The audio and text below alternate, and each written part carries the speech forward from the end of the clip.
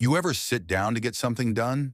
Like finally start that assignment, clean your room, or send that one email you've been avoiding, and suddenly you're on YouTube watching videos of raccoons washing grapes? Yeah, we've all been there. And here's the crazy part. It's not even your fault. You're not lazy. You're not broken. Your brain's just playing tricks on you. But here's the deal. Give me 8 minutes and I'll literally rewire the way you look at procrastination. By the time we're done, you'll know exactly why you keep putting things off and exactly how to fix it without relying on motivation or some magical productivity app. All right, let's fix this. Let's start with the truth. You don't procrastinate because you're lazy. You procrastinate because your brain's built that way. Inside your head, there's this tiny daily battle happening between two parts of your brain, the limbic system, the emotional part that craves comfort, and the prefrontal cortex, the rational part that plans for your future. Think of it like a fight between a toddler and a CEO. The CEO wants you to finish your report, but the toddler wants to scroll TikTok and eat cookies. Guess who usually wins? The toddler, because he's got dopamine on his side. Every time you check your phone, eat something sweet, or watch a video, your brain releases a little hit of dopamine. That, this feels good chemical.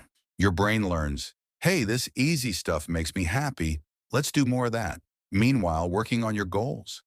No instant reward, no dopamine rush. That's why you can binge a 2-hour Netflix movie, but struggle to focus for 15 minutes on something important. So procrastination isn't you being lazy. It's your brain chasing instant comfort and avoiding discomfort. And once you understand that, you can outsmart it. Let's start by exposing the biggest lie we tell ourselves every single day. You know the one. I'll do it later when I feel ready. Let me break it to you gently. You're never going to feel ready. Motivation doesn't show up before action. It shows up after you start. Here's how it actually works. You take action, your brain releases dopamine, you feel motivated, you take more action. That's why waiting for motivation doesn't work, because motivation comes from doing the thing. Successful people aren't magically more disciplined. They've just learned that the feeling of readiness comes after they've already started. So next time your brain says, I'll do it later, tell it, nope, we're starting now. Even if it's messy, because it's better to start ugly than to stay stuck.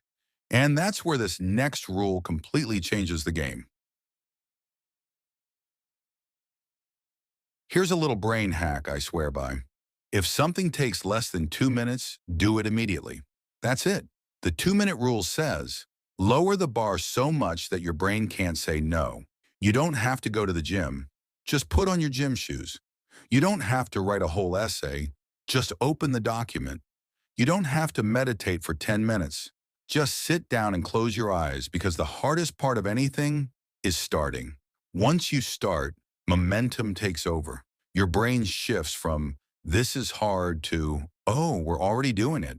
And that tiny shift from thinking to doing kills procrastination at its root. Think of it like pushing a car. It's hard at first, but once it's rolling, you just need a gentle push to keep it going. Start with 2 minutes, and you'll often end up doing 20. Here's something most people get wrong. They think they need more willpower. You don't need more willpower. You need less friction. Let me explain.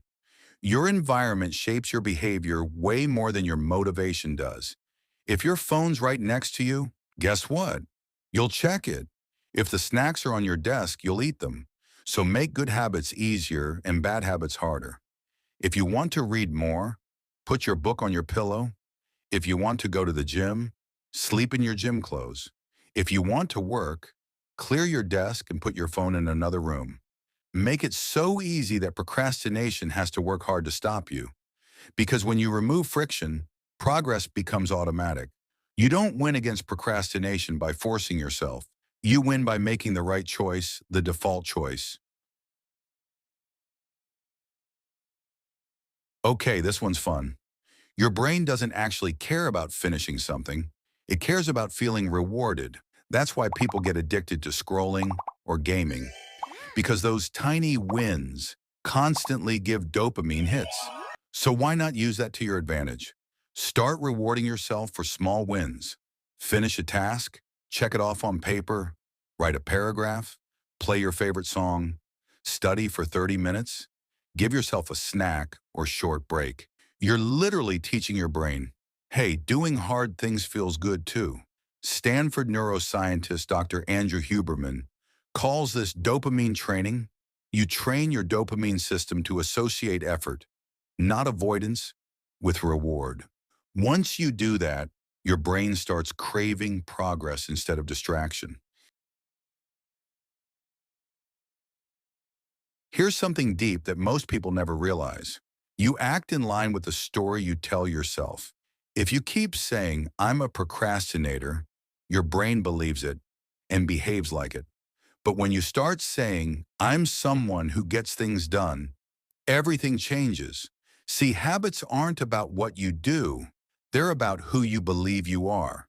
Every time you show up, even in a small way, you cast a vote for your new identity. Write one line, you're a writer. Do one push-up, you're an athlete. Read one page, you're a reader. It's not about massive transformation overnight. It's about proving to yourself through tiny, consistent actions that you're not who you were yesterday. So stop calling yourself lazy. Start calling yourself in progress, because every small action you take is literally rewiring your identity.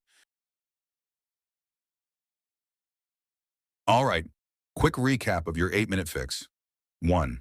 Understand your brain. It's not lazy, it just chases comfort. 2. Stop waiting to feel ready. Motivation comes after you start. 3. Use the 2-minute rule. Start so small it's impossible to fail. 4. Make it stupidly easy. Remove friction. Design your environment. 5. Reward yourself. Teach your brain that progress feels good. 6. Shift your identity. You're not a procrastinator. You're becoming someone who shows up. Now here's my challenge to you. Before you scroll away, pause for just 2 minutes. Do one small thing you've been putting off. Send that message. Open that document. Wash that dish. Because once you start, your brain flips the switch from I'll do it later to I'm already doing it. Momentum doesn't come from thinking. It comes from doing. So give yourself those 2 minutes right now, and I promise your future self will thank you. If this video helped you understand procrastination differently, hit the like button. Not for me, but as your 2-minute action for today. And if you want more videos that break down your brain and rebuild your habits, subscribe. We're fixing your focus one small action at a time.